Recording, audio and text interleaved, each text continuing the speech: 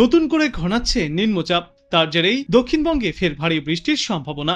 বিশেষজ্ঞরা জানিয়েছেন, উত্তর বঙ্গোপসাগর সংলগ্ন বাংলাদেশ এবং পশ্চিমবঙ্গের উপকূলের ওপরে ঘূর্ণাবর্ত তৈরি হয়েছে। এই ঘূর্ণাবর্ত ইতিমধ্যেই নিম্নচাপে পরিণত হতে শুরু করেছে, আর তার প্রভাবেই ফের ভারী বর্ষণের সম্ভাবনা রয়েছে। কলকাতা সহ বাংলার সব জেলাতেই বজ্রবিদ্যুৎ সহ বৃষ্টির সম্ভাবনা। গত 2 দিনে দুই বাংলার বিস্তীর্ণ এলাকাতেই কম বেশি বৃষ্টি চলেছে। এরপর আজ থেকেও একাধিক জেলায় এই বৃষ্টির সম্ভাবনা রয়েছে। দু একটি জেলাতে হতে পারে ভারী থেকে অতি ভারী বৃষ্টি। বিচ্ছিন্নভাবে বৃষ্টি চলবে সর্বত্রই। আবহাওয়া দপ্তর জানিয়েছে, আগামী 3 জুলাই অর্থাৎ বৃহস্পতিবার পর্যন্ত কলকাতা সহ দক্ষিণবঙ্গের সর্বত্রই হালকা থেকে মাঝারি বৃষ্টির পূর্বাভাস রয়েছে। বৃষ্টির সঙ্গে কোথাও কোথাও ঘন্টায় সর্বোচ্চ 30 থেকে 40 কিলোমিটার গতিতে দমকা ঝড়ো হাওয়া বইতে পারে। গতকালের পাশাপাশি আজও 2 চব্বিশ পরগনা, 2 মেদিনীপুর এবং ঝাড়গ্রামের কোথাও কোথাও ভারী বৃষ্টির সম্ভাবনা রয়েছে। আজ কলকাতা, হাওড়া, হুগলি, 2 চব্বিশ পরগনা, 2 মেদিনীপুর, ঝাড়গ্রাম, পুরুলিয়া, বাঁকুড়া এবং 2 বর্ধমান জেলার কোথাও কোথাও ভারী বৃষ্টিপাতের সম্ভাবনা।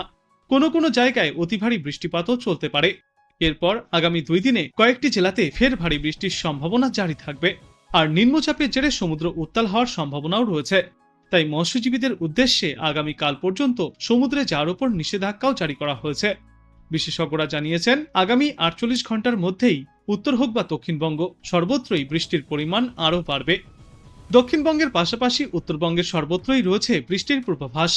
আজ দার্জিলিং, কালিম্পং, আলিপুরদুয়ার এবং কোচবিহার জেলায় ভারী থেকে অতি ভারী বৃষ্টিপাত চলবে। 100 মিলিমিটার পর্যন্ত বৃষ্টিপাতও হতে পারে পাহাড়ি এই অঞ্চলগুলিতে। বাকি সব জেলাতেও বজ্রবিদ্যুৎ সহ বিক্ষিপ্ত বৃষ্টি হবে। এরপর আগামীকাল দার্জিলিং, কালিম্পং এবং জলপাইগুড়ি এই উপরের দিকের 3টি জেলাতে বিক্ষিপ্তভাবে ভারী বৃষ্টির সতর্কতা। তারপর আগামী বুধবার দার্জিলিং, জলপাইগুড়ি এবং আলিপুরদুয়ার জেলাতে রয়েছে ভারী বৃষ্টির সম্ভাবনা।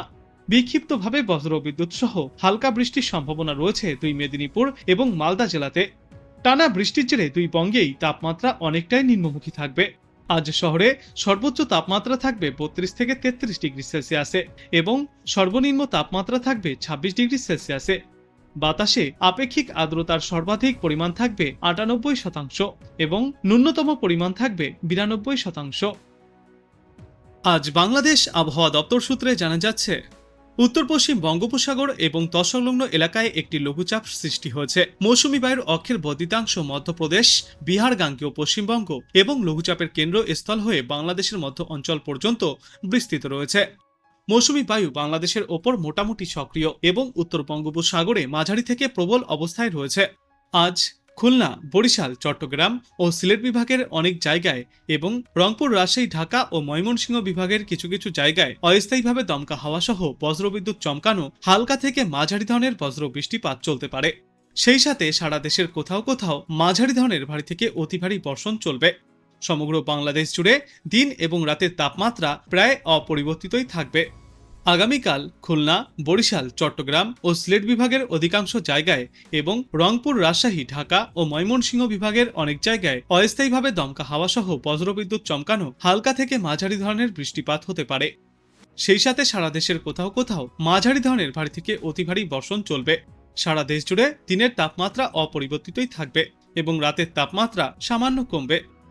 30 জুন রংপুর, ময়মনসিংহ, সিলেট, বরিশাল ও চট্টগ্রাম বিভাগের অধিকাংশ জায়গায় এবং ঢাকা, খুলনা ও রাজশাহী বিভাগের অনেক জায়গায় অস্থায়ীভাবে দমকা হাওয়া সহ বজ্রবিদ্যুৎ চমকানো হালকা থেকে মাঝারি ধরনের বৃষ্টিপাত হতে পারে। সেই সাথে সারা দেশের কোথাও কোথাও মাঝারি ধরনের ভারী থেকে অতি ভারী বর্ষণ চলবে। সারা দেশে দিন এবং রাতের তাপমাত্রা অপরিবর্তিতই থাকবে এবং এর পরবর্তী 3-5 সমগ্র বাংলাদেশ জুড়েই বৃষ্টিপাতের প্রবণতা অব্যাহত থাকবে। তাই তাপমাত্রা স্বাভাবিকের থেকে 2 থেকে 3 ডিগ্রি সেলসিয়াস পর্যন্ত নিম্নমুখী থাকবে।